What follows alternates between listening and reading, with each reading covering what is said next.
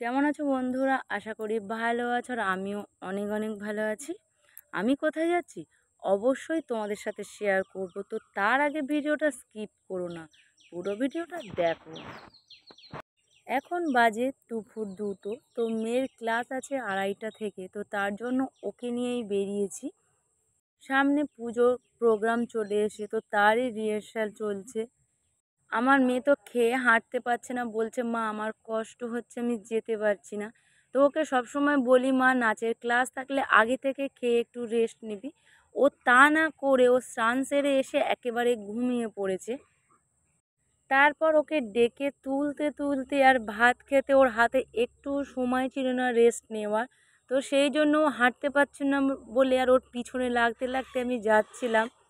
ওকে বলছিলাম আগে খেয়ে ঘুমাসনি কেন, রেস্ট নিসনি কেন? ও বলছে স্নান করে এসে মা খুব ঘুম পেয়েছিল তাই ঘুমিয়ে পড়েছি। আমি তখন বললাম ভালো হয়েছে, যেমন ঘুমিয়েছিস তেমন হাঁটতে হাঁটতে চলো। আর যদি তোর একান্ত খুব কষ্ট হয় তাহলে তুই বসে থাকবি আর তোর হয়ে আমি একটু নাচ করে নেব। এটা বলতে ও বীভৎস রকম হাসছিল। এরকম মজা করতে করতে ওর সাথে যাই, না হলে ও একদম হাঁটতে চায় না। আর এখনই বলছে মা আমি কোলে উঠবো, আমাকে একটু কোলে করে নিয়ে যাও। তো এই বয়সে আমি যদি ওকে কোলে নিই আমি কি হাঁটতে পারবো? ও তো সারা রাস্তা বায়না করতে করতে যাচ্ছে মা একটু কোলে নাও, একটু কোলে নাও। আমি ওকে বলছি আর একটু এগিয়েছো, গেলে করে নেবো, আর একটু এগিয়েছো, গেলে কোলে নেবো। তা ও আমাকে বলছে যে যেতে যেতে তো প্রায় এসে গেলাম, আর কতটা যাব। একে যদি আমি কোলে নিয়ে যাই তাহলে আমি কি হাঁটতে পারবো? একে আমার শরীরের কন্ডিশন খুব একটা ভালো না, তারপর এ তো বিরক্ত করেই মারছে, ভাত খেয়ে তো একটুও হেঁটে যেতে পারছে না। এইরকম করে ওর পিছনে লাগতে লাগতে ইয়ার্কি মারতে মারতে ওর সাথে আমি ওকে নিয়ে যাই এইভাবে, না হলে ও একদম হাঁটতে চায় না। আর ভাত তো খেতেই চায় না, বাট একটুখানি ভাত খেলে ওর নাকি বিশাল কষ্ট হয়। আগে থেকে কখনো ভাত খেয়ে রেস্ট নেয় না। ওর সাথে এই করতে করতে একটুখানি কোলে নিয়েছিলাম, বাট কোলে নিয়ে তারপর নামিয়ে দিয়েছি, কারণ ওকে নিয়ে আমার পক্ষে হাঁটা সম্ভব হচ্ছিল না। ও তাতেই অনেকটা খুশি হয়েছে আর তারপর হাঁটতে হাঁটতে বাকিটা চলে গিয়েছে। আমি ওকে ক্লাসে দিয়ে একেবারে বেরিয়ে পড়েছিলাম। আমার একটা দরকার ছিল, তো তার জন্য আমার বান্ধবীর বাড়িতে যাচ্ছিলাম। ওকে কল করেছিলাম, ও বলছে ঠিক আছে আমি দাঁড়িয়ে আছি আর তুই আয়।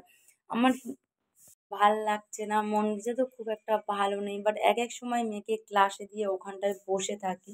তো আজকের মন মেজাজ একটু ভালো ছিল না বলে তাই ওকে ক্লাসে দিয়ে আর বেরিয়ে যাচ্ছিলাম। ভাবলাম দুটো রিলস বানাবো, কারণ অনেক দিন প্রায় হয়ে গেল রিলস বানাইনি।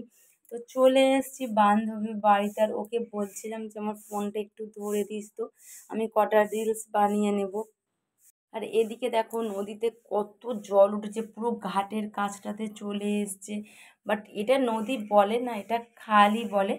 তো এইখানটাতে কটা রিলস বানাবো বলে ওকে বলেছিলাম ফোনটা ধরতে, তো তার আগে দেখছি ওয়েদারটা কি ব্যাপক লাগছে, মানে জল পুরো শান্ত। আমার যখনই মন খারাপ করে তখনই আমি এই নদীর সামনে এসে বসে থাকি, বাট বান্ধবীর বাড়িতে এসেছি সেখানটাতেও নদী, তো ওই জন্য ওকে বললাম একটু ফোনটা ধর, কটা রিলস বানিয়ে নিই, কারণ মন মেজাজও খুব একটা ভালো নেই আর শরীরের কন্ডিশনও আমার খুব একটা ভালো নেই। তা ওকে আমি বলছিলাম যে আমার এইগুলো হয়েছে, প্রবলেম কি করা যায়। ও আমাকে বারবার সাজেশান দিচ্ছিল ভালো একটা ডক্টর দেখা, তাহলে তাড়াতাড়ি ঠিক হয়ে যাবে। কিন্তু আমি না একটা মানসিক চিন্তাতে ভুগছি, সেটা তো আর ডক্টর ঠিক করতে পারবে না। আর সামনেই দুর্গাপুজো, মেয়ের তো চারদিকে প্রোগ্রাম পড়েছে, সব মিলিয়ে আমার মাথা পুরো হ্যাং হয়ে যাচ্ছে, যে কোন দিকে কি করব সেটাই ভেবে পাচ্ছিলাম না। তবুও বান্ধবীদের কাছে আসলে মনের কথা শেয়ার করলে একটু ভালো লাগে আর মনটা অনেকটাই হালকা হয়ে যায়। তো তার জন্য আমি ও ফোন করলেই ওর কাছে চলে আসি। আর ও আজকে নাইটি পরে ছিল বলে ওর জন্য বারবার মুখটা চাপা দিচ্ছে যে আমাকে ভিডিওতে নিস না, আমি নাইটি পরে রয়েছি। তো আমি কত হাসবো, ও এমন একটা কথা বললো না, এত হাসি পেয়েছি, এরকম করেই দিন যেন কেটে যায়।